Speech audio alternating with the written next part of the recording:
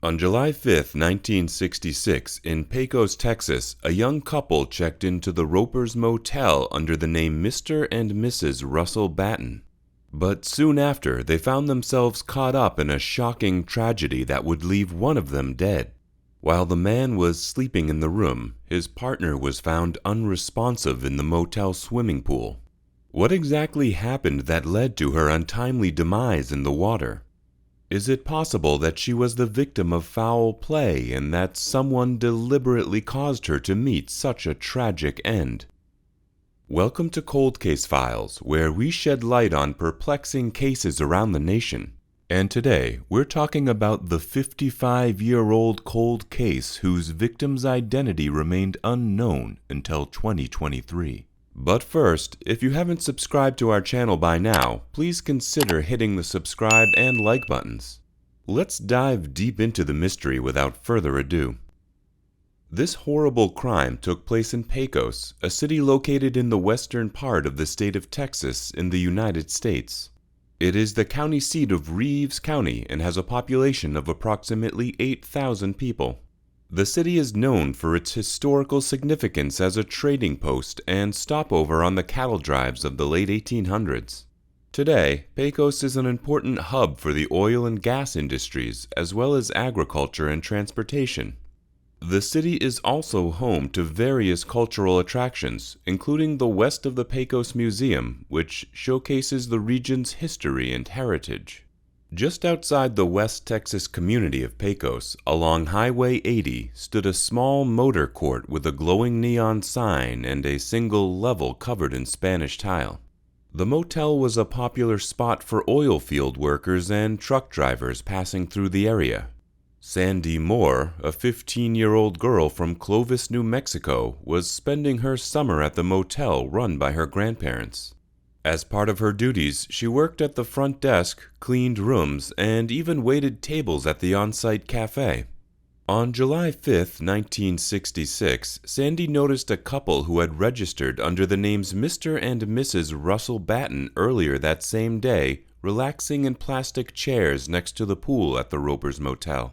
The man was enjoying a beer while the woman sipped on soda. She had long, dark hair and was wearing a red one-piece bathing suit. The man was slim with a blonde crew cut and looked around 10 years older than his companion. Moore was at the motel office about 3 hours after she first encountered the Battens when a distressed maid hurried in and frantically tried to communicate with her in weak English. The maid then accompanied Moore to the pool, where she made a startling discovery. At the bottom of the deep end, about 12 feet underwater, a woman was lying face down. Moore entered the scene completely clothed because no one else was nearby. Until a hotel guest who had been drawn by the ruckus leapt in to aid, she had twice failed to bring the body to the surface. Together, they were able to lift the woman out of the pool. It was Mrs. Batten. Moore started CPR as an ambulance was called.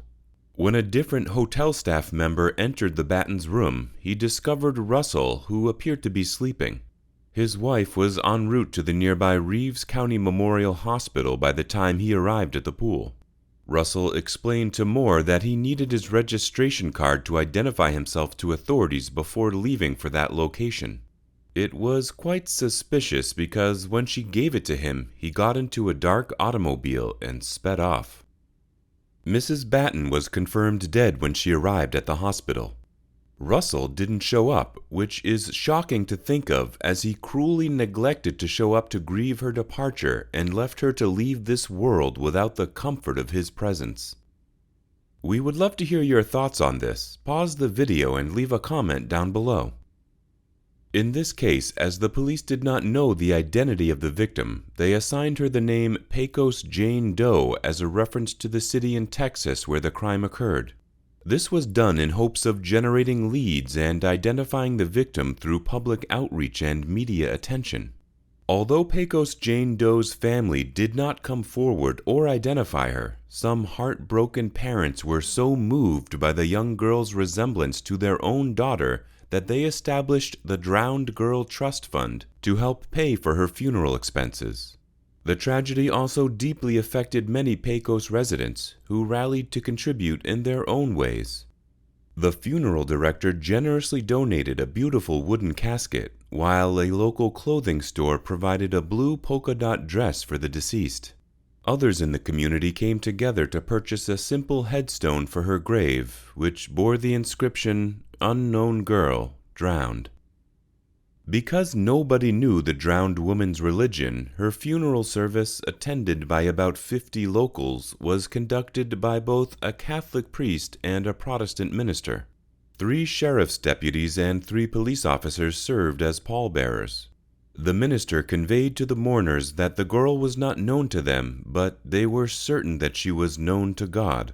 He hoped that if there was someone who cared for her, they would know that she was now surrounded by love and care.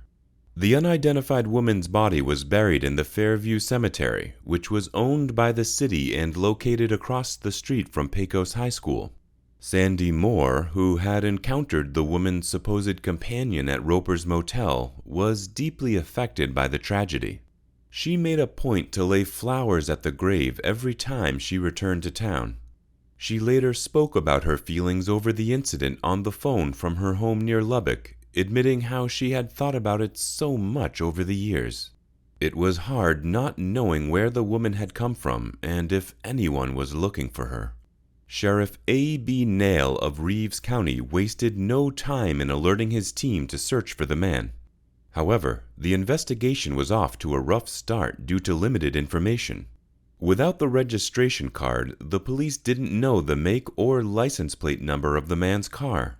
All that was left behind in the Batten's motel room was a blouse, bra, and a pair of shorts. The sheriff's office attempted to track down Russell Batten, but the only person with that name they could locate was an active-duty Marine stationed in North Carolina. It was evident that the couple had been using false identities, adding another layer of mystery to the already baffling case. Since Reeves County lacked a medical examiner, an expert pathologist from Odessa was summoned to perform the autopsy. During the examination, the pathologist noticed a red abrasion that was about the size of a quarter above the woman's left cheekbone. However, it was unclear whether the injury happened before she died or while her body was being pulled from the pool. Despite the lack of evidence of any wrongdoing, the death was labeled an accidental drowning.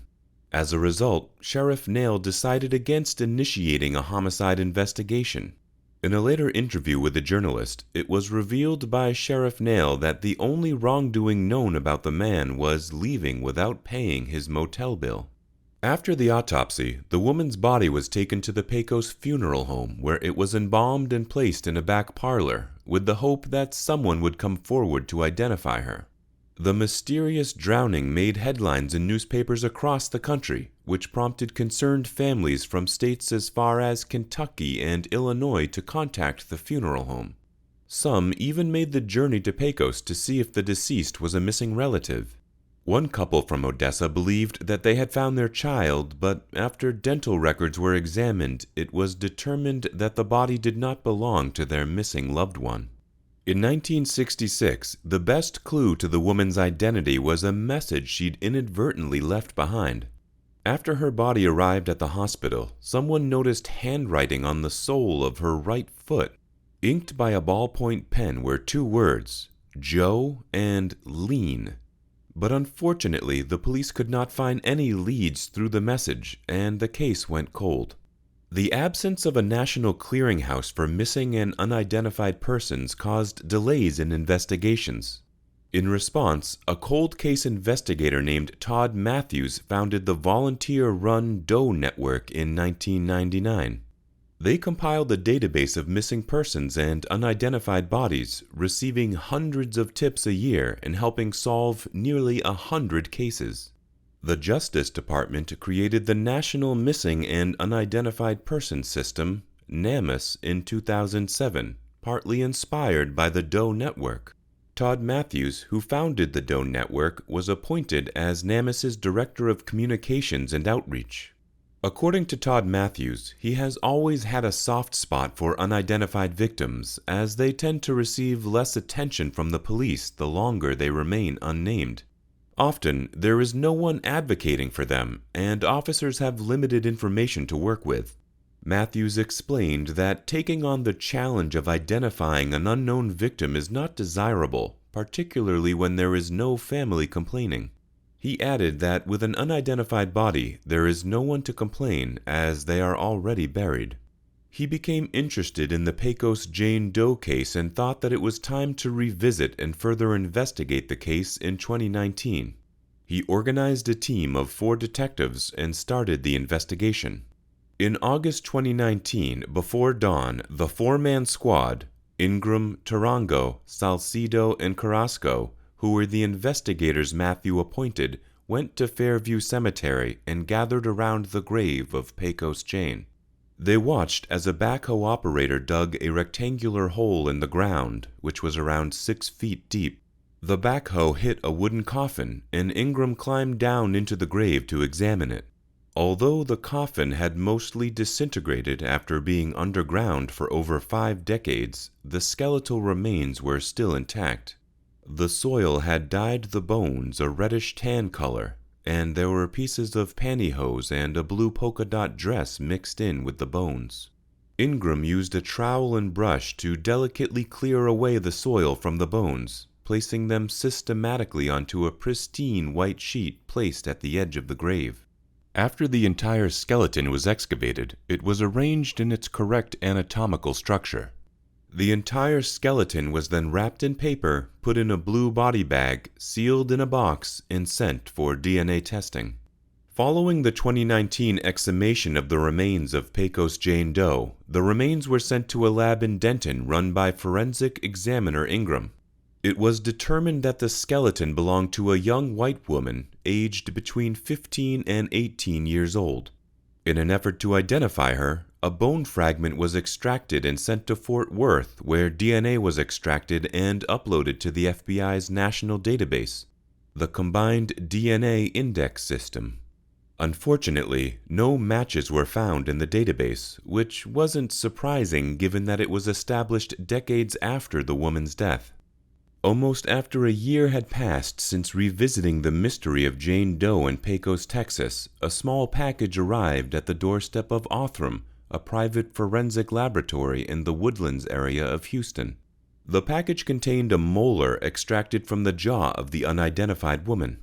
Othram, founded in 2018 by David Middleman, a scientist and entrepreneur with a passion for genomics, was the perfect laboratory to examine the molar.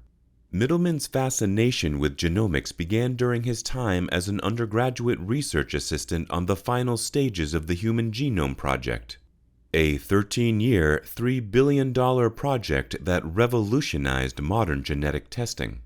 With the arrival of the package, Middleman and his team were ready to begin their work and hopefully provide some answers to the mystery surrounding Pecos Jane's identity. Pecos Jane's DNA did not match with any entries in the database, which is not unexpected because the database was created in the 1990s, long after her passing. The investigation felt like it came to yet another dead end, and this left the team questioning themselves if they could ever identify who Pecos Jane Doe actually was. Out of the blue, Tarango received an unexpected phone call from Othram, who offered the services of their laboratory to assist in solving a case.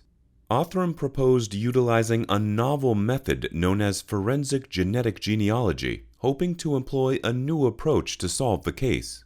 They used advanced DNA analysis and genealogical research to find a match for Pecos Jane Doe's DNA profile. Turns out, they found 3 siblings living in Texas who were likely great-grandchildren of one of Pecos Jane's first cousins. These siblings probably didn't even know about their distant relatives and had no idea that uploading their DNA to a public website could help solve a cold case. Unfortunately, we don't know their names because of privacy reasons.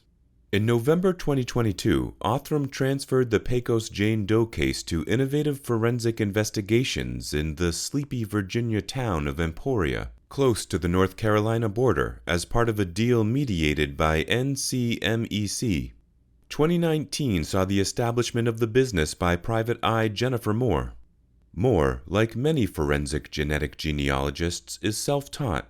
She became interested in the profession after assisting her husband in finding his biological parents. Moore's team used standard genealogical methods to follow the three Texas siblings' family line up to the probable common pair of ancestors that they shared with Pecos Jane. Next, one branch at a time, the investigators methodically traced the tree back down, looking for someone who would have been roughly Pecos Jane's age at the time of her drowning. After putting in a few weeks' worth of effort, they zeroed down on a Kansas family with 15 kids. 10 of them were still living, and several of them had Facebook accounts, a vital tool for genealogists. The crew looked through those profiles and found that one brother had been posting frequently about a sister who had vanished many years prior. The detective then visited Joyce Hemme, a 74-year-old retiree, at her mobile home in St. Petersburg, Florida, a few weeks later. He introduced himself and mentioned that he was there on behalf of the Pecos, Texas police. He asked if she had a missing person in her family. Upon hearing the question, Joyce Hemme began to cry, as it turned out that she was the victim's eldest sister. After many years of being an unidentified victim, the tireless efforts of DNA testing finally led to the discovery of the victim's name, Jolene Hemme. The breakthrough in the case was made possible due to advancements in DNA technology that allowed forensic experts to extract and analyze genetic material from the victim's remains. Jolene Hemme was raised in central Kansas on a 160-acre farm just outside the town of Salina. She was the 9th of Richard and Alverta Hemme's 15 children, and she grew up on a regular farm. The huge Catholic family also cultivated wheat and bred Angus cattle, chickens, pigs, and turkeys. The family was well provided thanks to their livestock and a sizable vegetable garden. The Hemme family would occasionally picnic on the weekends at the adjacent Canopolis Lake, though the kids mainly stayed out of the water. Jolene was among those who couldn't swim, which was a crucial fact as the investigation intensified. According to Rosemary, the eldest sister, Jolene was an extremely shy girl who never had a known boyfriend and preferred to read a book alone instead of participating in social gatherings. Jolene was particularly close to her oldest sister Joyce, and the two did everything together. Jolene's youngest sister Maryland also remembered their closeness. It was reported that sometime during that summer, Jolene had met an older man while she was at work. Although Jolene's siblings were unable to recall the man's name, Joyce, who had met him a few times, estimated that he was in his late 20s, which was possibly a decade older than Jolene. Joyce did not like him at all and found him to be controlling. She advised Jolene to look for someone else, but Jolene said that she liked him. Joyce responded by saying that he did not treat Jolene well, and Jolene had replied by saying that it was probably because she did not always do what he wanted. According to Joyce, on Friday, July 1st, 1966, Jolene had stopped by her house after work to ask if she wanted to watch a movie with Jolene, her boyfriend, and another girl. However, Joyce had declined, stating that she already made plans to go fishing with her own boyfriend. Following this, Jolene had not returned to either sister's house that night, or the next day, or even the day after that. Joyce explained that she and her sister had searched extensively, visiting Jolene's workplace, the police, and her other friends. Joyce and Carolyn discovered that Jolene's boyfriend was also missing, and that Jolene had not collected her weekly paychecks from her employers on the Friday in question. When they went to the police station to report Jolene missing, the police suggested that Jolene and her boyfriend may have run away together and would likely return soon. A few days later, Joyce received a postcard in her mailbox that had been stamped on July 3, 1966, in Las Vegas. The postcard featured a picture of the Flamingo Hotel swimming pool on the front, and on the back there was a cryptic message written in longhand. The note read, "Joyce, well, I got lost. See you in a couple weeks, maybe. Joe." Joyce became suspicious when she received the postcard, as the note on the card did not seem to be written in Jolene's handwriting, and Jolene did not go by the name Joe. Similarly, Elverda, Jolene's mother, also received a letter with a similar message, which her children agreed that Jolene could not have written. Elverda was angry and tore the letter into pieces, which she then threw away. In Kansas City, Joyce and Carolyn started to put up posters around town, asking if anyone had seen their sister. The only information available about Jolene's movements between leaving Kansas City on July 1st and checking into the Roper's motel on July 5th is the letter and postcard from Las Vegas.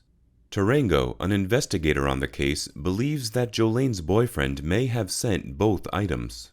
The police have considered the possibility that the couple may have gone to Las Vegas to get married, but a search of Nevada's 1966 marriage licenses did not yield any results. The police are unsure of how the couple ended up in Pecos, as it seems like an unlikely destination unless the man had some connection to its famous rodeo, which ran from July 1st to 4th that year. However, there is no record of a Russell Batten competing in the 1966 rodeo. Many members of the Hemme family think her lover killed Jolene. They point out that she couldn't swim, so why was she in a swimming pool? The biggest unsolved question in Jolene's case pertains to the identity of the man who was with her at the Roper's motel. If he is still alive, he would likely be in his 80s now. Several members of the Hemme family have voiced their belief that he was responsible for Jolene's murder. Their argument is based on the fact that Jolene couldn't swim, so why would she be in the motel pool? Moreover, there was an abrasion found on the side of her head. Sandy Moore, the granddaughter of the motel owners, remembers seeing broken glass around the pool when she pulled out Jolene's body. It's plausible that the man could have hit Jolene with a beer bottle during an altercation, which caused her to fall into the pool and drown. However, it is perplexing that he did not flee the scene immediately after the incident. It's possible that he did not intend to harm Jolene and only panicked after realizing that she had drowned accidentally. Subsequently, he decided to disappear. It is considered an act of extreme cruelty that the man who was with Jolene at the motel has not come forward with any information in the past 55 years, whether or not he is responsible for her death. He could have, at some point, anonymously provided information to Jolene's family about what happened, or at least provided them with a clue to aid in their search for her. While Tarango and Salcedo, the members of the four-man detective squad appointed by Matthew as aforementioned, continue their search for the man who left Jolene to an anonymous burial far from home, their hope of finding him is minimal. Furthermore, even if they do locate him, it is unlikely that a criminal prosecution can take place due to the missing case file and the pathologist's ruling that Jolene's death was a result of accidental drowning. Tarango expressed that it is unlikely that he can prove that Jolene was murdered. Sandy Massey, who was known by her maiden name Sandy Moore at the time of Jolene's death, recalls the day she discovered Jolene's body in the motel pool vividly. She was only 15 years old at the time, and the memory of being deceived into giving away the registration card still haunts her to this day. Despite the passing of over 5 decades, Sandy still feels remorseful about her actions and how they may have contributed to Jolene's death. In a recent phone conversation with some of Jolene's siblings, Sandy was thanked for attempting to rescue their sister and was extended an invitation to visit them in Kansas. As we wrap up this video on Jolene Hemme's tragic death, it's clear that the Hemme family will always hold a special place in the hearts of the Pecos community. Both older residents who remember the events of 55 years ago and younger generations who have recently learned about the case through news coverage are likely to extend a warm welcome to the Hemme family. Jolene's death has become part of the town's history and identity, but it will likely be difficult for the Detective Tarango, who was in the team working under Matthew with 4 other detectives to crack this case, to let her memory fade away. It's clear that Jolene Hemme will always be a part of Pecos, Texas. What are your thoughts on this chilling case? Let us know in the comment section below. Do not forget to like, share, and subscribe to our channel for baffling cold cases.